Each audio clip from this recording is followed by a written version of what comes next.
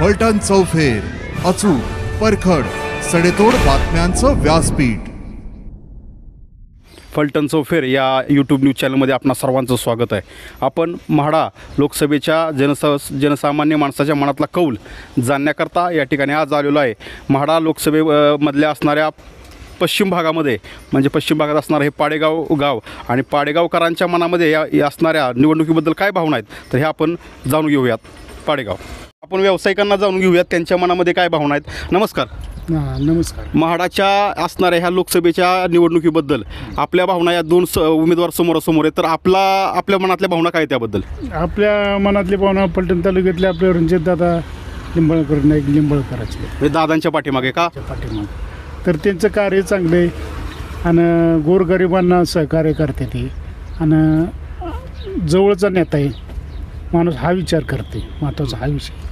पण आता ही माळशिरस तालुक्यात तिकडं जाऊ शकत नाही मग इथल्या असल्यामुळं थोडंसं कधी नाही कधीतरी उपयोग फलटण तालुक्यात. म्हणजे तुमचं मताधिक्य या ठिकाणी तर बाबा. नमस्कार. सध्या म्हाड्याची निवडणूक या ठिकाणी ऐन रंगात आलेली आहे आणि दोन प्रमुख उमेदवार या ठिकाणी उभे आहेत. त्यांचं चिन्ह आहे कमळ आणि तुतारी. तर साधारणतः तुमच्या भावना या असणाऱ्या निवडणुकीबद्दल काय आहेत? आमच्या भावना अशा आहेत की आम्हाला जे आरक्षण देईल बरं आरक्षणाबद्दल आता सध्या आरक्षणाचं आमचं हे मराठा समाजाचं आरक्षण ह्या आरक्षणच्या बाजूने जो बोललं आज पण काय कोण बोललं नाही. बरं आज पण कोण बोललं का नाही कुठं उठाव बी झाला नाही. सराटीमध्ये एवढा मोठा पोलिसांनी अत्याचार केला. 500 पोलिसांनी डोकी फोडली गोळ्या झाडल्या आंदोलकावर शांत बसलेल्या आंदोलकावर तरीसुद्धा त्याची कारवाई काय झालेली नाही. झाली का नाही तर त्याची कारवाई परत आता जे गुन्हे दाखल केलेले आहेत ते माघार घेतले पाहिजेत. मराठा समाजावर जो अन्याय होतो आहे तो हे झाला पाहिजे. त्याच्यामध्ये कुठल्याही पक्षाने आजपर्यंत ही केलेलं नाही. साधारण तुमचा कौल कोणाच्या बाजूने? कौल सध्या मनस्थिती थोडीशी बिकट आहे. द्विधा मनस्थितीच आहे म्हणूनसाठी तसं सांगता येत नाही. पण जे आरक्षणाला हे करतात त्यांच्या बाजूने आम्ही हे करणार. जो आपल्याबरोबर या ठिकाणी एक ज्येष्ठ महिला आहेत आपण त्यांच्या मनाचा कौल जाणून घेऊयात. नमस्कार मावशी. म्हाडा लोकसभेची निवडणूक या ठिकाणी प्रगतीपथावरती दोन चिन्ह दोन उमेदवार समोरासमोर आहेत कमळ आणि तुतारी. तर आपला कौल साधारणतः कुठल्या चिन्हाच्या बाजूने जातोय? कमळांच्या बाजूने म्हणजे नाईक निंबाळकरांच्या बाजूने. तर साधारणतः कशाबद्दल काय विशेष? काय नाही आपले असंच रेशनिंग फुकट दिलं आणि हे पैसे असं शेतकऱ्यांना दिलं म्हणून. म्हणजे केंद्र शासनाच्या ज्या योजना आहेत त्या तुमच्यापर्यंत पोहोचलेल्या आहेत आणि त्यामुळे तुम्ही कमळाच्या बाजूने या ठिकाणी येत आहे. लोकसभेची बहुचर्चित निवडणूक या ठिकाणी येऊन ठेपलेली आहे आणि आपल्यासमोर दोन उमेदवार आहेत तुतारी आणि कमळावरती. तर आपलं साधारणतः एक पाडेगावकर म्हणून जनमत कोणाच्या बाजून जातं आहे? तुतारी या बाजूने आम्ही जाणार. तुतारी बाजूने. तर का? काय नाही आत्ता काय झाले शेती वर्गाला हमी भाव नाही. परत ती 2000 दिले म्हणतात.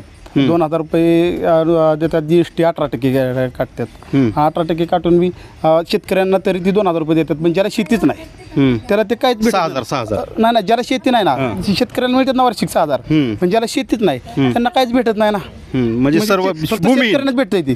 भेटलं तरी पण ज्याला शेती नाही वगैरे काय नाही त्यांना काहीच भेटत नाही ना. सरकारच्या असणाऱ्या धोरणाबाबतीत तुम्ही विद्यमान सरकारच्या त्याबद्दल तुमचा नाराजी ह्याबद्दल. त्यामुळे आम्ही यंदा म्हणजे पवारसाहेबांच्या म्हणजे ह्याच्यातून तुतारीसाठी आम्ही हे ज्येष्ठ शेतकरी आपण त्यांच्या मनाचा कौल जाणून घेऊयात. नमस्कार बाबा. नमस्कार. म्हाडा लोकसभेची निवडणूक या ठिकाणी रणधुमाळी सुरू आहे आणि दोन्हीही तुल्यबळ उमेदवार समोरासमोर उभे ठाकलेले आहेत. तर आपला कौल साधारणतः कोणाच्या बाजूने जातो? एक पाडेगावकर म्हणून.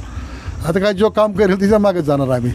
जो काम करेल त्याच्या पाठीमागे जाईल. पण आता दोन कमळ आणि तुतारीचं चिन्ह आहे तर साधारणतः तुम्हाला कोणाचं योग्य वाटते? काय?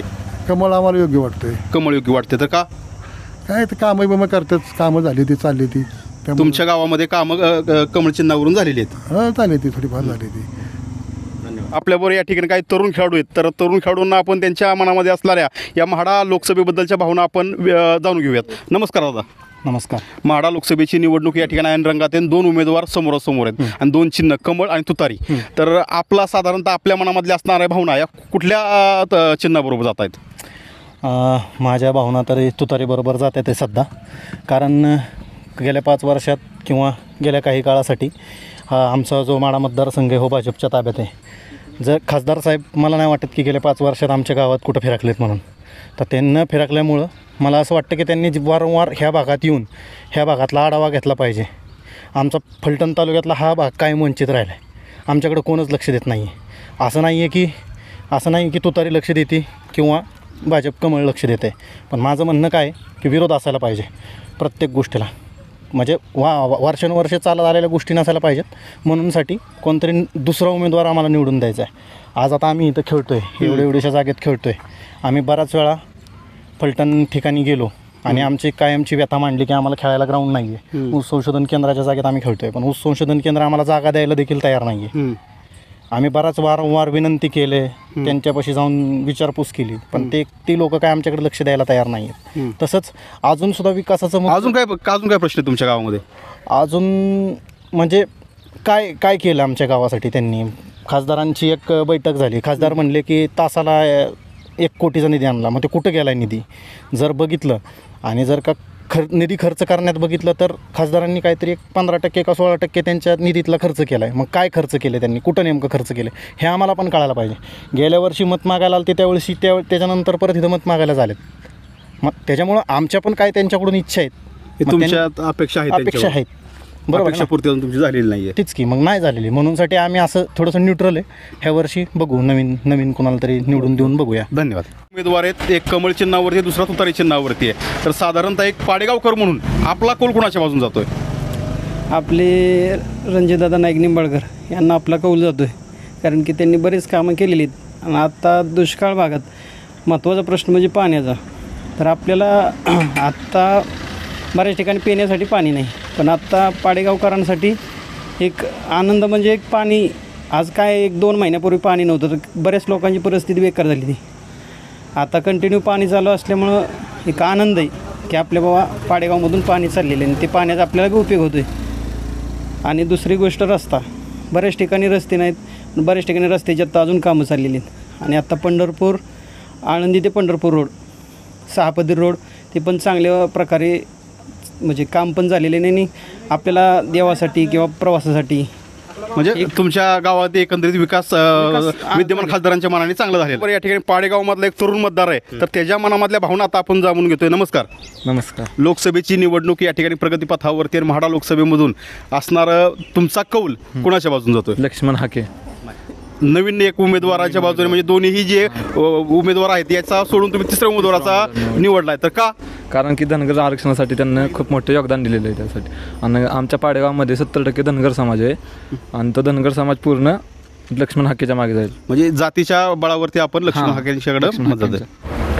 नमस्कार बाबा. नमस्कार. या ठिकाणी म्हाड्याची इलेक्शन जाहीर झालेलं आहे आणि ऐन रंगात आलेलं आहे आणि 2 तगडे उमेदवार एका समोर आहेत. एक नाईक निंबाळकर, दुसरे धैर्यशील मोहिते पाटील. तर आपला कौल साधारणतः कुठल्या बाजून जातोय? निंबाळकर साहेब. म्हणजे आपल्या रणजितदादांच्या बाजून. बरं का?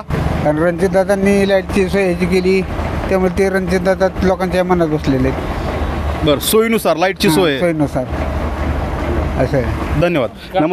नमस्कार. आपल्याबरोबर या म्हाडा मतदारसंघातल्या पाडेगावमधले ग्रामस्थ आहेत. आपण त्यांच्या मनामधल्या भावना या असणाऱ्या निवडणुकीबद्दल जाणून घेऊयात. नमस्कार दादा. नमस्कार. आता म्हाडाची निवडणूक या ठिकाणी प्रगतीपथावरती 2 तुल्यबळ उमेदवार समोरासमोर आहेत. तर साधारणतः तुमचा कौल कोणाच्या बाजून जातोय? तुतारीच्या. बरं, तुतारीच्याच का?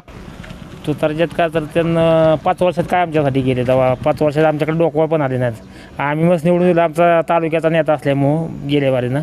पण ह्या बारीनं काय त्यांना आमच्याकडे 5 वर्षात काय दुर्लक्षच केल्यामुळं आम्ही त्यांच्या बाजून जायची काय गरज आहे.